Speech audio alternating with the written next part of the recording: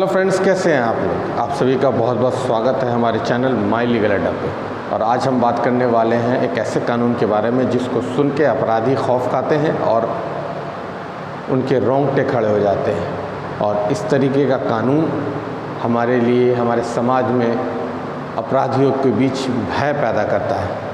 तो ऐसा कौन सा कानून है जो अपराधियों के लिए खौफज़दा और खौफ पैदा करने वाला है, तो आपको बताते चले इस कानून के बारे में। इस कानून का नाम है उपा एक्ट, जिसको हम द अनलॉफुल प्रिवेंशन एक्ट 1967 के नाम से जानते हैं। ये सबसे पहले 1967 में लागू किया गया।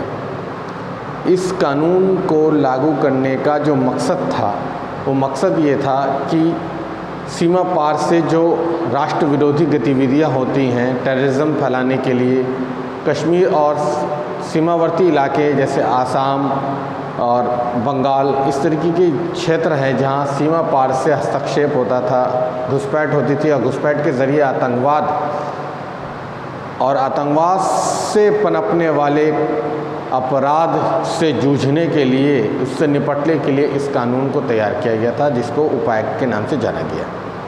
इससे पहले भी पूर्व में पोटा यानी prevention from terrorism act, Tada और इस तरीके कई कानून बनाए गए और पार्लियामेंट में बहस के बाद पास भी कर दिया गया और कुछ सालों तक ये कानून इम्प्लीमेंट में भी रहा। लेकिन बाद में इसको विरोध का सामना करना पड़ा और विरोध के चलते इस तरह के कानून को सस्पेंड कर दिया गया, ख़त्म कर दिया गया। तो चलिए शुरू करते हैं आज इस कानून के बारे में। उपा एक्ट के बारे में जानेंगे क्या है।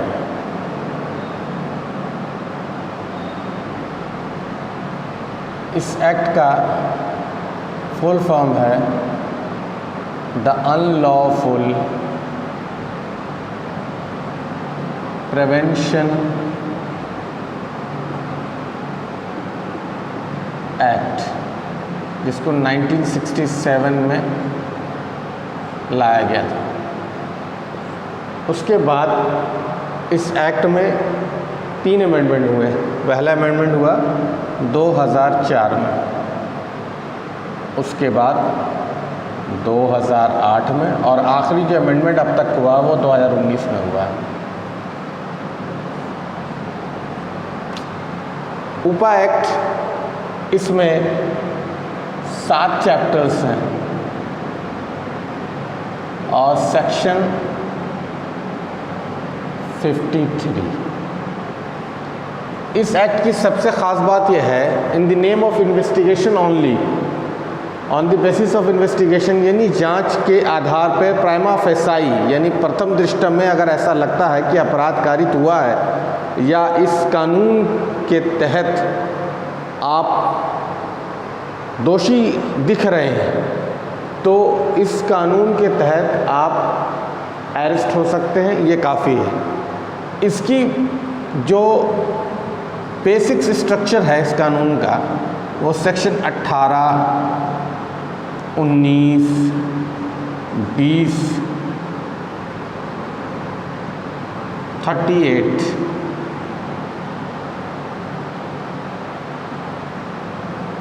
43, D2/2 और 43D क्लॉज 5। सेक्शन 18 क्या कहता है? सेक्शन 18 कहता है पनिशमेंट। ये डिस्क्राइब करता है पनिशमेंट किस चीज़ के लिए? पनिशमेंट फॉर कॉन्स्पिरेसी,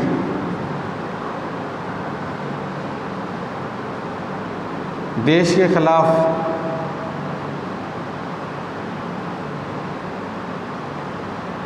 षड्यंत्र करने के लिए। सिर्फ on the basis of prima facie. Prima facie word को समझिएगा। प्राइमा फेसाई यानी प्रथम दृष्टता, देखते हुए ऐसा लग रहा है कि ये दोषी होंगे या इस अपराध में लिप्त होंगे। सेक्शन 19 सेक्शन 19 क्या कह रहा है? सेक्शन 19 कह रहा है पनिशमेंट फॉर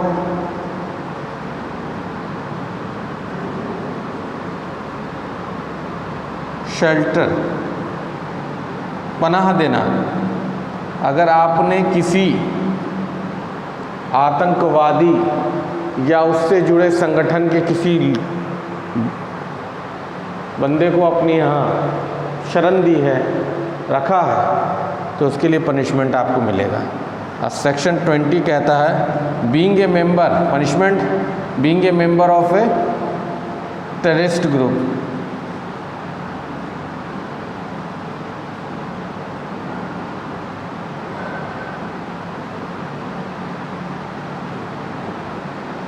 अगर किसी आतंकवादी संगठन के आप सदस्य हैं और ऐसा प्रेमा फेसाई में लग रहा है तो आप अरेस्ट हो सकते हैं। सेक्शन 38 क्या कहता है?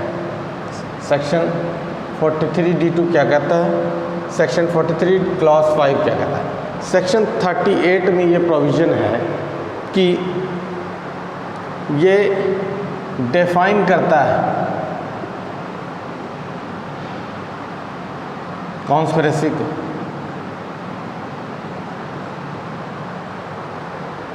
(43D) क्लॉज 2 प्रोहिबिटेड करता है किस चीज़ के लिए? सेक्शन 43D क्लॉज 2 ये कहता है कि अगर नॉर्मल केसेस में रिमांड 15 डेज़ का है तो जस्ट डबल, ये रिकमेंड करता है just double 30 days of police remand.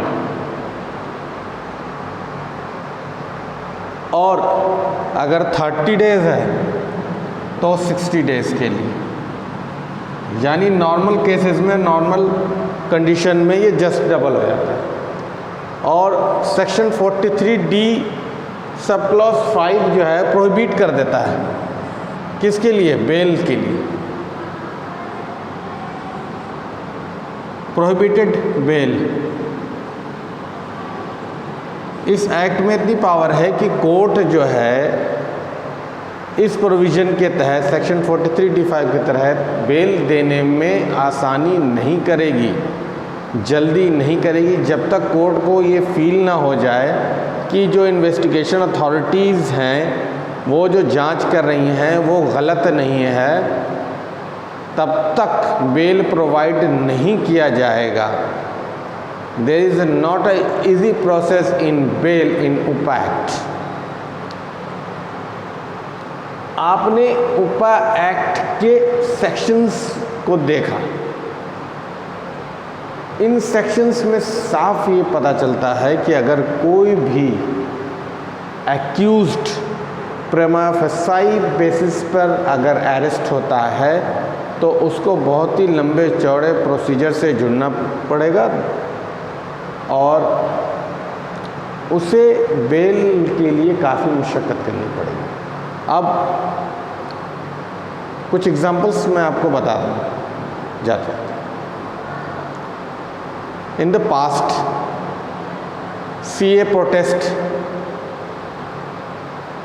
विगत पिछले साल कृषि कानून को लेकर प्रोटेस्ट हुआ, CA को लेकर प्रोटेस्ट हुआ, हालिया दौर में भी प्रोटेस्ट हो रहा है, वायलेंस हो रही है।